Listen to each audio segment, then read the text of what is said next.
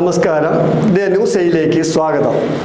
നിയമസഭാ തെരഞ്ഞെടുപ്പിൽ നേമം, കഴക്കൂട്ടം, ചാത്തന്നൂർ എന്നിവിടങ്ങളിലായി BJP 3 സീറ്റ് സ്വന്തമാക്കിയെങ്കിലും പാർട്ടി നേതൃത്വം, വിശേഷിച്ച് സംസ്ഥാന അധ്യക്ഷൻ രാജീവ് ചന്ദ്രശേഖർ നിരാശയിലാണ്.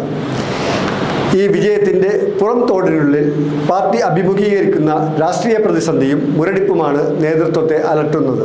നേമത്തെയും കഴക്കൂട്ടത്തെയും ചാത്തന്നൂരിലെയും പ്രകടനത്തിനപ്പുറം മുൻ തിരഞ്ഞെടുപ്പുകളിലെ പ്രകടനവുമായി ഒത്തുനോക്കുമ്പോൾ പാർട്ടി കടുത്ത വളർച്ചാ മുരടിപ്പ് നേരിടുന്നതായി കാണാനാകും. കഴിഞ്ഞ വർഷത്തെ തദ്ദേശ തിരഞ്ഞെടുപ്പിനെയും 2024 ലോക്സഭാ തിരഞ്ഞെടുപ്പിനെയും അപേക്ഷിച്ച് നിയമസഭാ തെരഞ്ഞെടുപ്പിൽ BJPയുടെ വോട്ട് വിഹിതം കുറയുകയാണുണ്ടായത്. ലോക്സഭാ തിരഞ്ഞെടുപ്പിൽ 16.68%, തദ്ദേശ തിരഞ്ഞെടുപ്പിൽ 14.64% വോട്ടുകൾ നേടിയ പാർട്ടിയുടെ നിയമസഭാ തിരഞ്ഞെടുപ്പിലെ വിഹിതം 11.42%. ലോക്സഭാ തിരഞ്ഞെടുപ്പിൽ തൃശൂർ സീറ്റിൽ സുരേഷ് ഗോപി വിജയം നേടിയതിനപ്പുറം സംസ്ഥാനത്തെ 11 നിയമസഭാ മണ്ഡലങ്ങളിൽ UDFനെയും LDFനെയും പിന്നിലാക്കി ഒന്നാമതെത്തുകയും ചെയ്തിരുന്നു. BJP ഇത്തവണ ഈ മണ്ഡലങ്ങളിൽ പാർട്ടിയുടെ വോട്ട് കുത്തനെ ഇടിഞ്ഞിരിക്കുകയാണ്. തൃശൂരിലെ ഒല്ലൂർ നിയമസഭാ മണ്ഡലത്തിൽ പാർലമെന്റ് തിരഞ്ഞെടുപ്പിൽ 58,996 വോട്ട് നേടിയ സ്ഥാനത്ത് ഇത്തവണ ലഭിച്ചത് 19,737 വോട്ടുകളാണ്.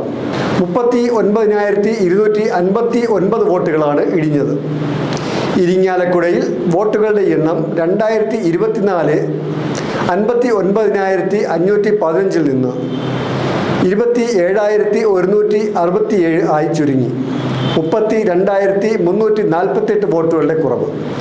പുതുക്കാട് 62,635 നിന്ന് 28,018 വോട്ടിലേക്ക് കൂപ്പുകുത്തി. മറ്റു മണ്ഡലങ്ങളിലും കുറവ് ഗണ്യമാണ്. തൃശ്ശൂരിലെ സുരേഷ് ഗോപിയുടെ വിജയവും പുതിയ അധ്യക്ഷൻ രാജീവ് ചന്ദ്രശേഖറിന്റെ ശ്രമവും കേരളത്തിൽ BJPയെ രാഷ്ട്രീയ ശക്തിയായി ഉയർത്തുമെന്ന് പ്രതീക്ഷിച്ചവർക്ക് തെറ്റുപറ്റിയെന്നാണ് വോട്ടിംഗ് നിലയിലെ ഈ ഭീമമായ വ്യത്യാസം ബോധ്യപ്പെടുത്തുന്നത്. ലോക്സഭാ തെരഞ്ഞെടുപ്പിലെ വോട്ട് വർധന സ്ഥിരമായ ജനപിന്തുണയുടെ സൂചനയല്ല, പ്രത്യേക രാഷ്ട്രീയ സാഹചര്യങ്ങളുടെ ഫലമായിരുന്നു. കേന്ദ്ര ഭരണത്തിൻ്റെയും ദേശീയ രാഷ്ട്രീയത്തിൻ്റെയും സ്വാധീനം, പ്രചാരണ വേദികളിലെ പ്രധാനമന്ത്രി നരേന്ദ്രമോദിയുടെ സാന്നിധ്യം, സുരേഷ് ഗോപിയുടെ സിനിമയിലെ പ്രഭാവം തുടങ്ങിയ ഘടകങ്ങളാണ് അന്ന് BJPയെ തുണച്ചത്. ഇതിന് പുറമെ തൃശ്ശൂരിൽ ചില രാഷ്ട്രീയ അട്ടിമറികൾ നടന്നതായും ആരോപണം ഉയർന്നിരുന്നു. മറ്റു ജില്ലകളിൽ നിന്ന് വോട്ടർമാരെ കൂട്ടത്തോടെ തൃശ്ശൂർ ലോക്സഭാ മണ്ഡലത്തിലെ വോട്ടർ പട്ടികയിൽ തിരുകി കയറ്റിയതായി UDF LDF കേന്ദ്രങ്ങൾ ചൂണ്ടിക്കാട്ടിയിരുന്നു. ലോക്സഭാ തിരഞ്ഞെടുപ്പിൽ നിന്ന് നിയമസഭാ തിരഞ്ഞെടുപ്പിലേക്ക് എത്തിയപ്പോൾ പാർട്ടിയുടെ വോട്ട് വിഹിതത്തിൽ വന്ന കുറവ് ഈ ആരോപണത്തിന് ബലമേകുന്നുണ്ട്. SIRനു ശേഷമാണ് നിയമസഭാ തിരഞ്ഞെടുപ്പ് നടന്നതെന്നതും ശ്രദ്ധേയമാണ്. മറ്റ് സംസ്ഥാനങ്ങളിലെ പോലെ കേരളത്തിൽ BJP ശക്തിപ്പെടാത്തതിനു പിന്നിൽ നിരവധി രാഷ്ട്രീയ ഘടകങ്ങളുണ്ട്.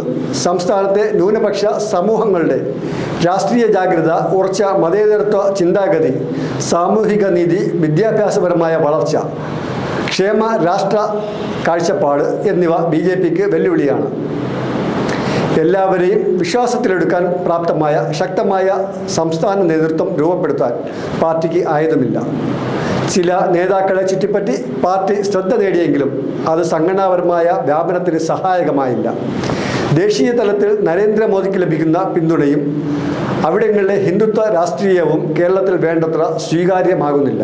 ശബരിമല സമരകാലത്ത് പാർട്ടി വോട്ട് വർദ്ധിപ്പിച്ചെങ്കിലും അതിനെ ദീർഘകാല രാഷ്ട്രീയ വളർച്ചയാക്കി മാറ്റാൻ സാധിച്ചിട്ടില്ല. കേരളത്തിലെ വോട്ടർമാർ ഇപ്പോഴും UDFനെയും LDFനെയും മാത്രമാണ് പ്രധാന ബദലുകളായി കാണുന്നത്. BJPക്ക് വിജയസാധ്യതയുള്ള സീറ്റുകളിലെ ന്യൂനപക്ഷ നിഷ്പക്ഷ വോട്ടുകൾ മാറി മാറി UDFിലെയോ LDFിലോ കേന്ദ്രീകരിക്കുകയാണ്. ഇത് മറികടക്കുന്നതിന് ക്രൈസ്തവ വിഭാഗങ്ങളെ സ്വാധീനിക്കാൻ BJP നടത്തിയ ശ്രമം ഭാഗികമായേ വിജയിച്ചുള്ളൂ. ക്രിസ്ത്യൻ സഭകളുമായി ബന്ധം സ്ഥാപിച്ച് അവരുടെ വോട്ടുകൾ നേടാൻ ശ്രമം നടത്തിയെങ്കിലും അത് പരാജയപ്പെട്ടുവെന്നാണ് തെരഞ്ഞെടുപ്പ് ഫലം നൽകുന്ന സൂചന. പൂഞ്ഞാറിലും പാലായിലും കാര്യമായ വോട്ടുകൾ നേടാനായില്ല. തിരുവല്ലയിൽ മത്സരിച്ച അനൂപ് ആന്റണിക്ക് 2ാം സ്ഥാനത്തെത്താനായത് മാത്രമാണ് എടുത്തു പറയാനുള്ളത്. 2020 19 സീറ്റുകൾ നൽകിയെങ്കിലും എടുത്തു പറയാനാവുന്ന മുന്നേറ്റം ഒരിടത്തുമുണ്ടായില്ല. BDJS നൽകിയ സീറ്റുകളിൽ പലയിടത്തും വോട്ടെണ്ണം കുറയുകയാണ് ചെയ്തത്. പാർട്ടിയുടെ താഴെത്തട്ടിലുള്ള കമ്മിറ്റികളുടെ പ്രവർത്തനക്ഷമത ഇപ്പോഴും ദുർബലവുമാണ്. തെരഞ്ഞെടുപ്പ് കാലത്തെ പ്രചാരണത്തിനപ്പുറം രാഷ്ട്രീയ പ്രശ്നങ്ങളിൽ ഇടപെടുന്നതിൽ പാർട്ടി പരാജയപ്പെടുകയും ചെയ്യുന്നു. അതേസമയം BJPയെ പൂർണ്ണമായി തള്ളിക്കളയാനാവില്ല.